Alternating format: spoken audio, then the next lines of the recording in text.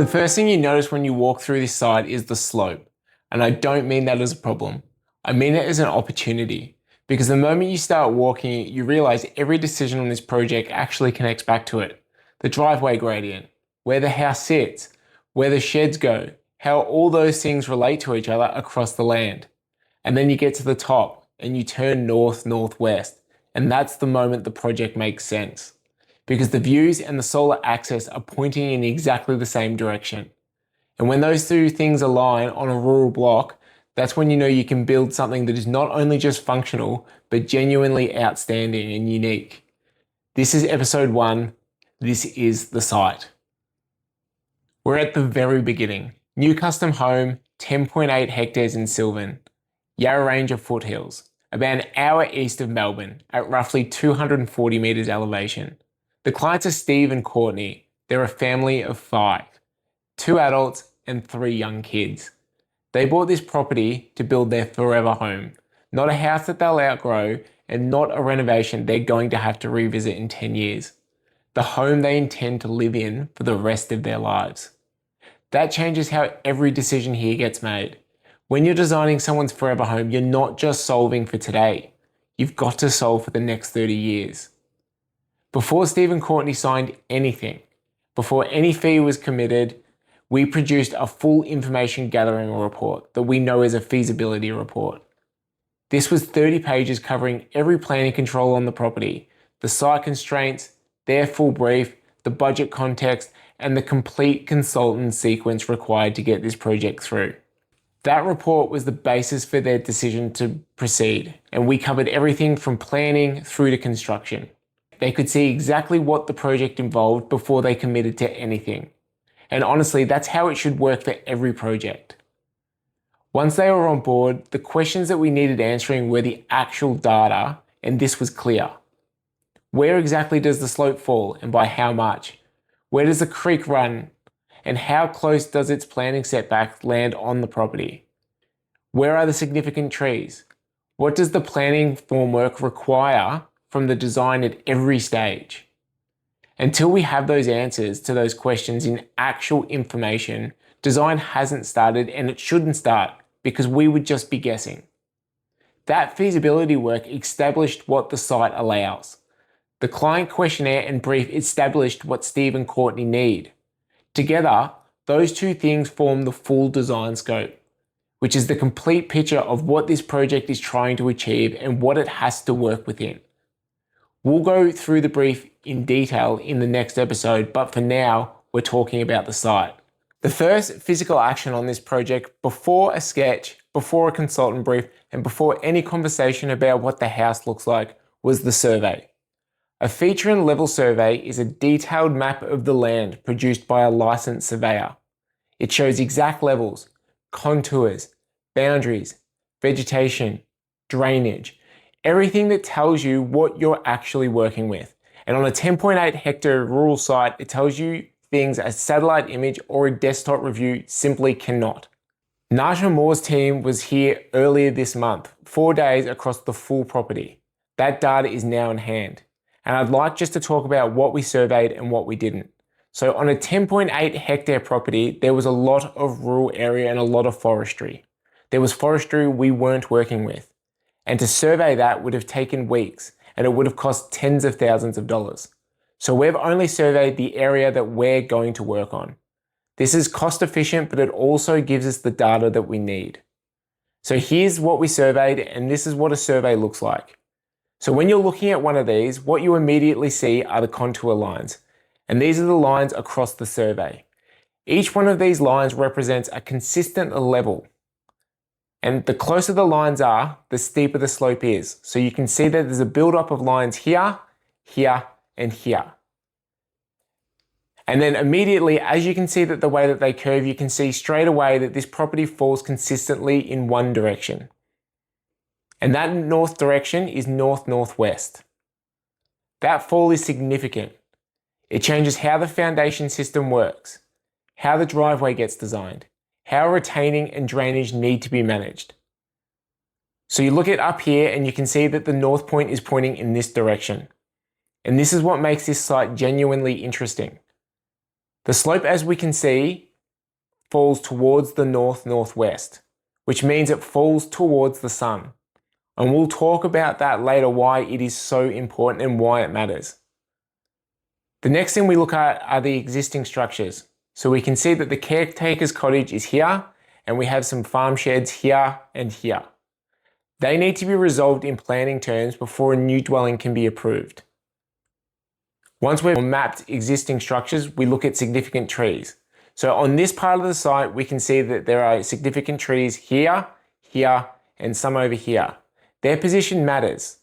And then finally, we look at the area we didn't survey, the large gum forest along this line here. It's important to note that even though it's not a part of our building area, and we will talk about that when we go into the overlays. So now we have really an overview of what we can immediately see on the survey. What we need to do now is understand the planning framework, because before we can apply any of this survey data to a design, we need to understand what the planning system actually requires on this property. So this is the VicPlan property report for the site. VicPlan is the Victorian Government's planning database. It's free, it's publicly available, and it's the first thing we recommend to check on any Victorian property before engaging anyone, so you can understand what overlays and what applies to your site. What you're looking at is the zone and the overlay profile. So looking at this project, the zone is Green Wedge Zone Schedule 1. That's the base layer. It's rural land outside Melbourne's urban growth boundary. Normally it requires one dwelling per lot. Agricultural uses are supported, but it needs a planning permit for any new home on these sites. On top of this base zone, typically we have what we call overlays. An overlay is an additional layer of rules that add specific requirements to what the design has to demonstrate. Each overlay goes further in depth and sometimes has a schedule. That is a specific version of the overlay that applies to the property. The schedule is what tells you exactly what it requires. On this property, there are 5 overlays, and the schedule on some of them are more demanding than the base overlay alone. Let's go through each one, and after each one, we'll go back through the survey and see exactly where it lands on this piece of land. So the first one we'll start with is the bushfire management overlay.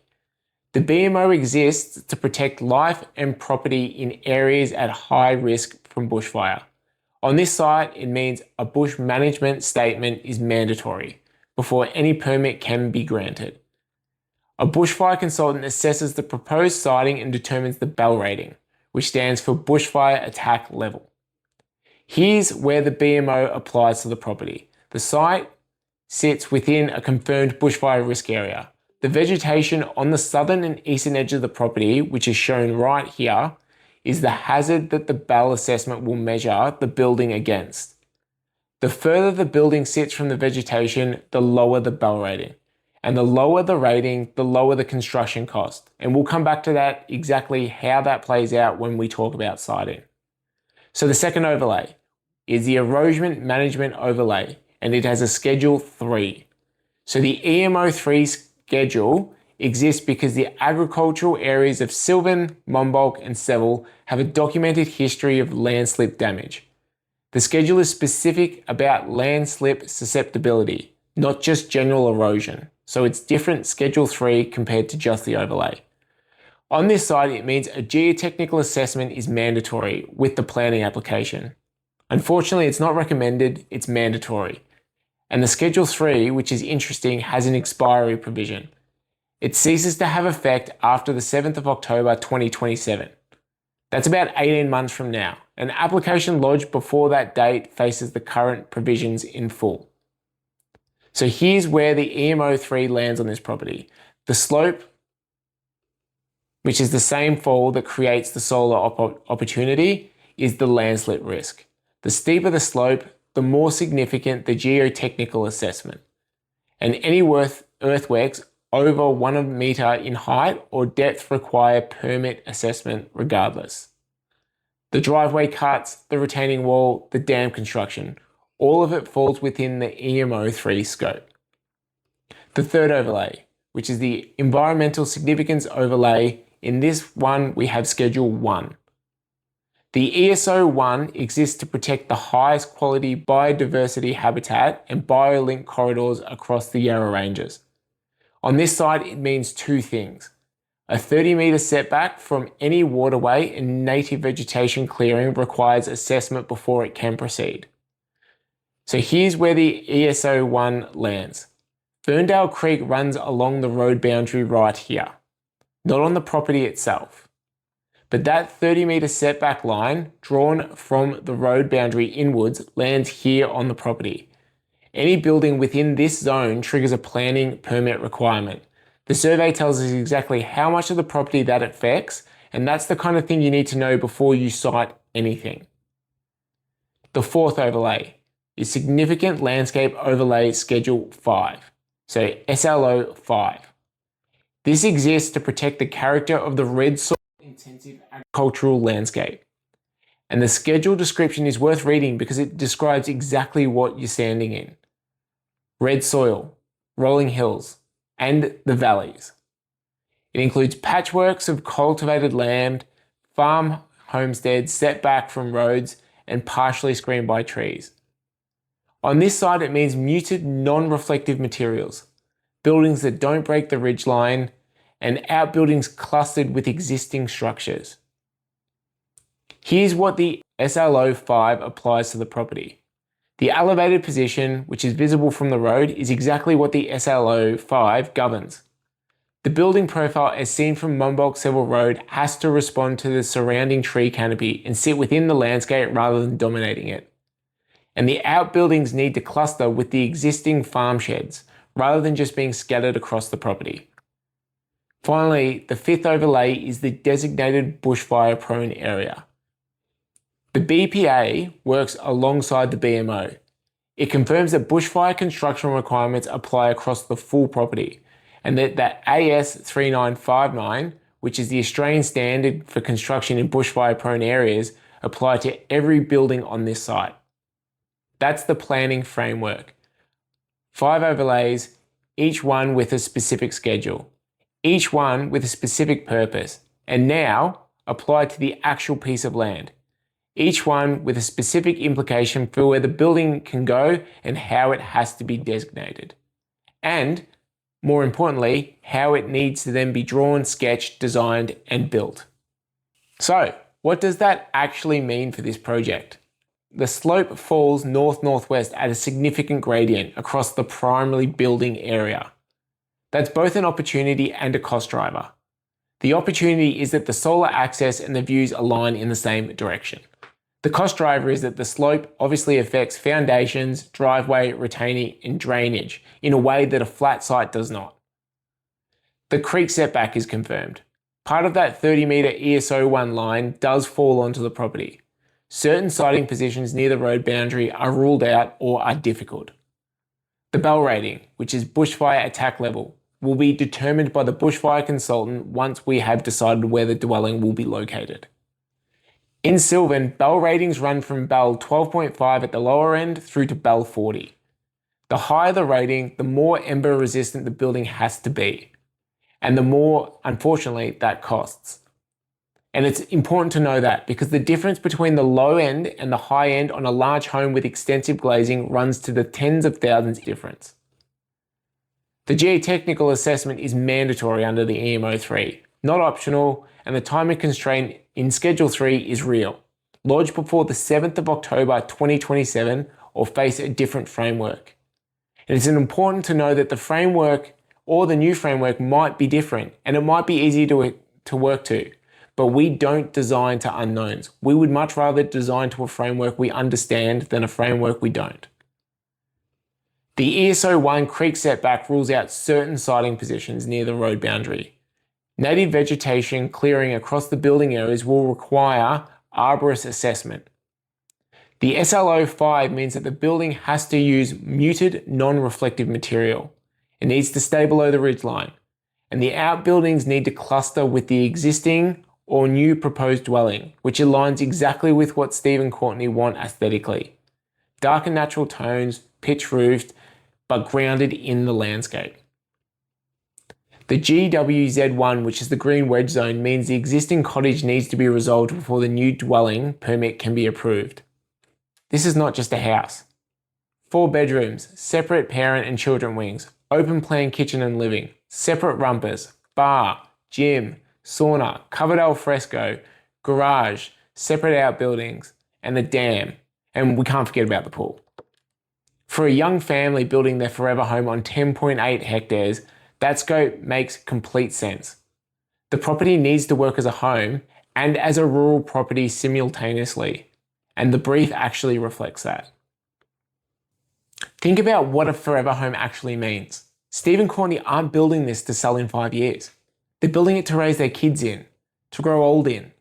Every decision that is made now, where the building sits, which direction it faces, how it responds to the climate, will affect their daily life for the next 30 years.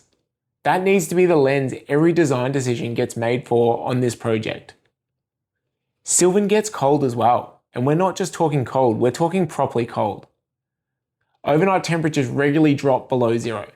The temperature swing through autumn and spring can be 15 degrees in a single day. Melbourne also gets genuinely hot. Days over 40 degrees are no longer unusual, so you're designing for both ends. A home that catches winter sun and manages summer heat through intelligent eave depth and shading holds its temperature naturally in both directions. It doesn't need a heating system running every winter morning or a cooling system working overtime through summer. For a family with 3 young kids, morning routines are already hectic. A home that's comfortable year-round makes that easier. One that isn't makes everything harder. And unfortunately, you pay for poorly orientated homes every quarter for the entire life of the building. Heating bills in winter, cooling bills in summer. That's 30 years of higher energy costs in both directions. On a forever home, that number is significant. What the survey found meant that the orientation decision and the bushfire decision are actually the same decision. Here's the slope. The fall is to the north-northwest, which we've mentioned, which in Victoria's climate gives you an excellent winter solar access. This is super important through the morning and into the afternoon. And with the right eave depth, it gives you natural shading through the hottest part of summer. Now watch what happens when we think about the bushfire question at the same time. The vegetation on the survey is clearly densest here, on the southern and eastern ridges and edges of the property. The north-northwest slope creates natural separation from that vegetation. More separation from dense vegetation means a lower bell rating. Lower bell rating means significantly lower construction costs on a large home with extensive glazing. So by siting the building on the north-northwest slope, the building faces the right direction for solar access, connects to the views, and achieves maximum separation for the dense vegetation that drives the bell up. 2 problems, 1 decision, made before anything is drawn. That's what good pre-design work produces. And unfortunately, on most urban blocks, orientation is heavily influenced by the street, which includes the setbacks, the frontage, the neighbours. North still matters, and we will always design toward it. But on a constrained suburban site, you're working within those boundaries. Here, we have none of those constraints. The building can face exactly the direction the climate demands, capturing winter sun, managing summer heat, and connecting to the view simultaneously. This is instead of spending money on oversized heating and cooling systems. That money can now go into part of the house that actually matters. So moving into the building form, the working assumption that we've been given by Cobalt Construction is a U or H-shaped plan with a pitch roof. That makes structural and commercial sense for a large footprint with separate wings.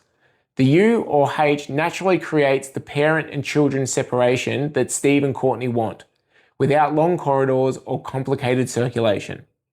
It embeds the alfresco within the form, and a pitch roof resolves cleanly in a bushfire construction zone. But one thing that we need to be aware of from the very first sketch is the re-entrant corners. These are the internal corners where the 2 wings of a U or a H form meet, and they are known as an ember accumulation risk under the bushfire requirements. Embers can collect in these corners. This is completely manageable in the design, but we need to solve it at the very start, and it also needs to be considered at the very start, not at the building permit stage when the form is already locked. Before the project started design, there was a 30-page information gathering report. Every planning control, every site constraint, the full brief. the budget context, the complete consultant sequence. The point of that report isn't just paperwork.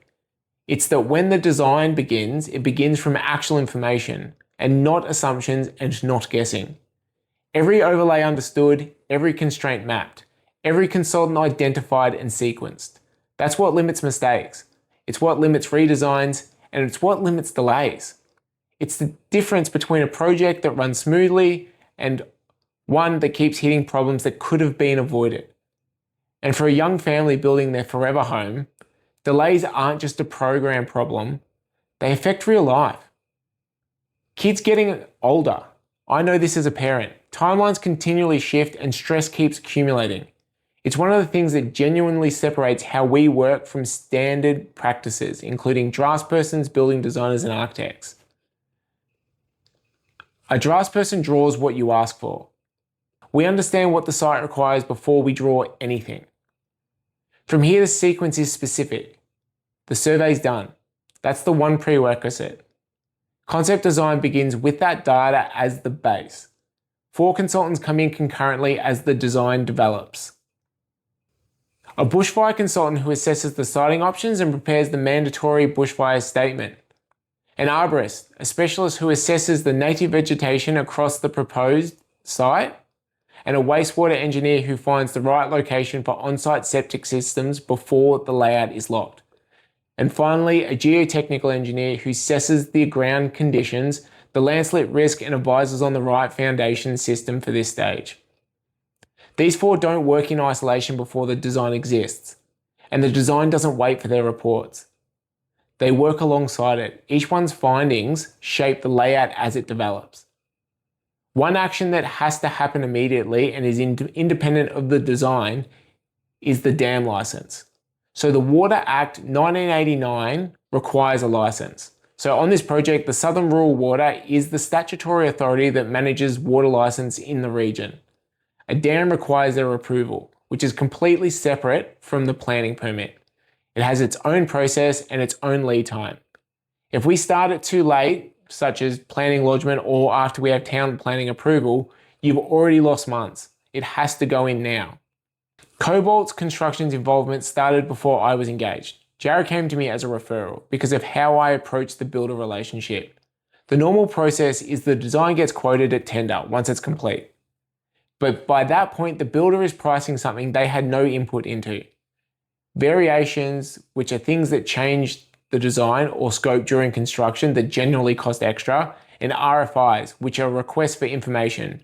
They are formal questions for the builder when something isn't clean on the drawings. Here it works a bit differently. Jared has direct input into the design as it develops, on cost, on systems, on what actually creates problems on site and what doesn't. The design ends up just not architecturally right, but genuinely easy to build. Everything that would have been a variation gets resolved on paper. Everything that would have been a surprise gets answered before site starts. For a young family building their forever home, that predictability is everything. You want to know the process is under control, and you want to know that the home you approved is the home that gets built. That's what this process is designed to produce. And unfortunately, there's a version of this project that starts differently. The design begins before the site is properly understood. The overlays get discovered during the planning process. The consultants find the building is too close to the creek setback or in a higher bell zone than it needed to be, or on a part of the site that the geotechnical assessment flags as a landslip risk. The design gets revised. The program slips 4 to 6 months. The budget blows out. Honestly, that's how a lot of residential projects proceed. The design starts, constraints service later, and the program and budget pay for it. What this project is doing is establishing all the constraints before the first line is drawn. So when the concept starts, it starts right. Not approximately right, actually right. None of those decisions cost more money to get right. They cost the right time with the right information at the right stage. For Steve and Courtney, that's exactly where this project needs to be right now. And it is. Next episode, we get into the brief properly. The client questionnaire, the brief conversations, and the feasibility work all combined into a full design scope. What this project is trying to achieve and what it has to work within simultaneously. What Steve and Courtney are building, how a family of 3 young kids thinks about the way they want to live in their forever home, and where the honest budget conversation sits against the full scope of everything this property needs to become. There are some genuinely interesting tensions in it, and we'll work through all of them because that's our job. The thing that stays with me from this site visit is clearly how the site already knows what it wants to be.